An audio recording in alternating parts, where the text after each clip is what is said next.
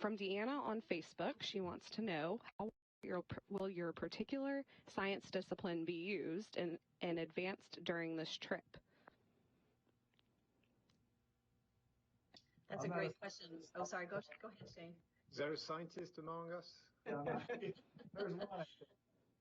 Well, what I was going to say is one of the things that's really wonderful about the job that we get to do is we all have training as scientists and engineers, but the research that we do on orbit is not necessarily directly related to our individual discipline that we came through, for example, in graduate school.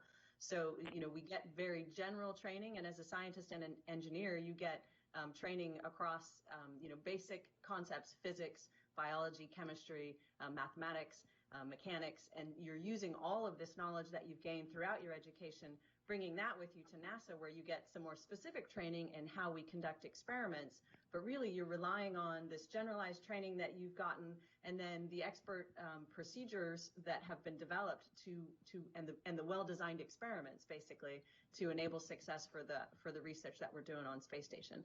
Of course, I haven't been to space station yet. This will be my first long duration mission. I'm super excited about it, and so probably one of these guys can tell you a little bit more about how their own background translates into the research that we do.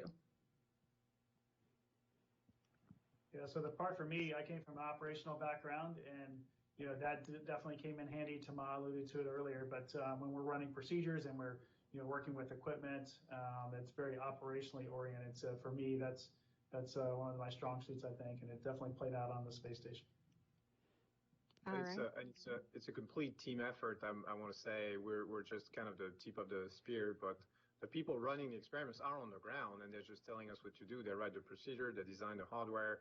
So you could be doing some medical experiment. I have zero background in medicine. I mean, we get some training here, but obviously it's not enough to be an MD or a PhD, obviously, far from it. But there'll be some very, very smart people on the ground kind of directing us and telling us what to do, being there to answer our question. And that's what makes the science efficient, is that we're doing our best, but we have a lot of help. That's great. Yeah, we'll have thousands of researchers from across the world, really, that are the ones behind these experiments you'll be doing. Let's take another question from Facebook. What will you miss most while in space? Is it pizza? No, because it's on board the space station. So, you guys. I think, okay, I'll jump in.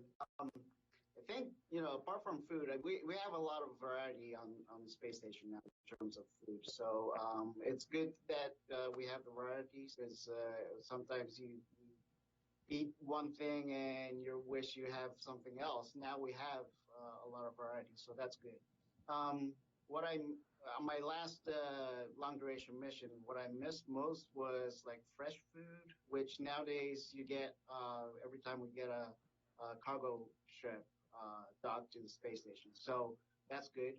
The other thing was nature, like just the wind blowing in your face, or the smell of trees. That's something that I noticed after I came back that I missed most. I think there's also sometimes the freedom to be able to do what you want and just go where you want and meet the people you want, which obviously you cannot do on the space station.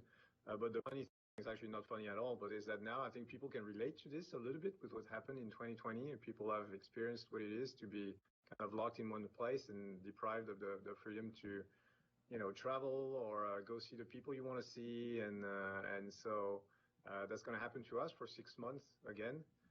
So I guess this is also something that when you come back to Earth, you're very happy to get that freedom to do whatever you want and go wherever you want again. And of course, we're all going to miss our families.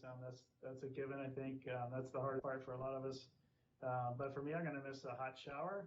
We don't have showers on the space station, which surprises a lot of people. But I will definitely miss that. And to add on what Aki was saying, just nature itself and weather and wind and smells of Earth will be greatly missed after a month or two of being out there.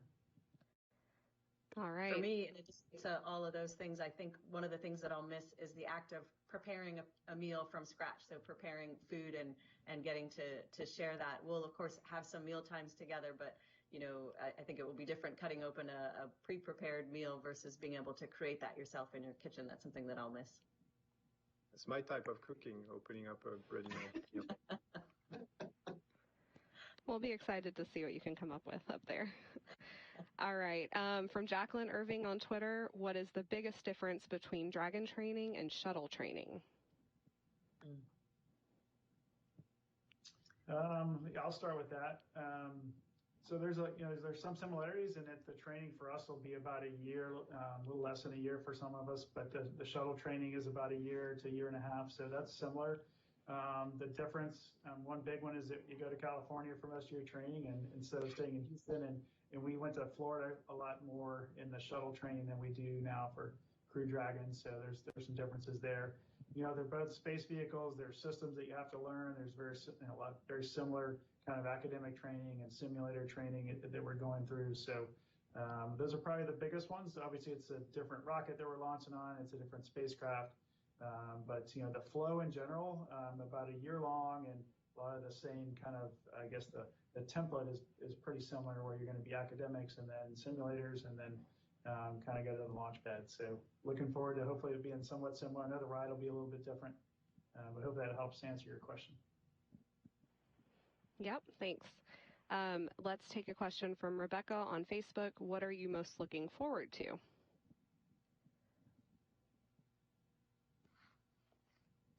Yeah, it's off.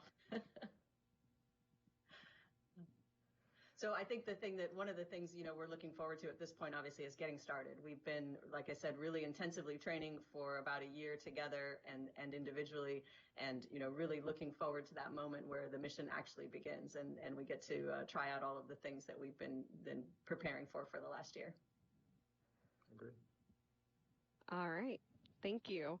From Jacqueline on Twitter, what part of your mission are you relieved is automated, and which parts do you wish was automated? Wow, I mean, spacecraft it's a futuristic spacecraft, and it pretty much can do it all. Like even Soyuz and Shuttle were automated, and you only interacted with it if something went wrong in general, and flew the thing manually. So this is no different than that. It's the technology is much different, of course. And we're doing touch screens instead of like a joystick in your hand to fly the thing. So that's pretty exciting. And but Megan and I are trained to take over manually during any phase of the flight if need be. But hopefully we'll just be along for the ride and get to enjoy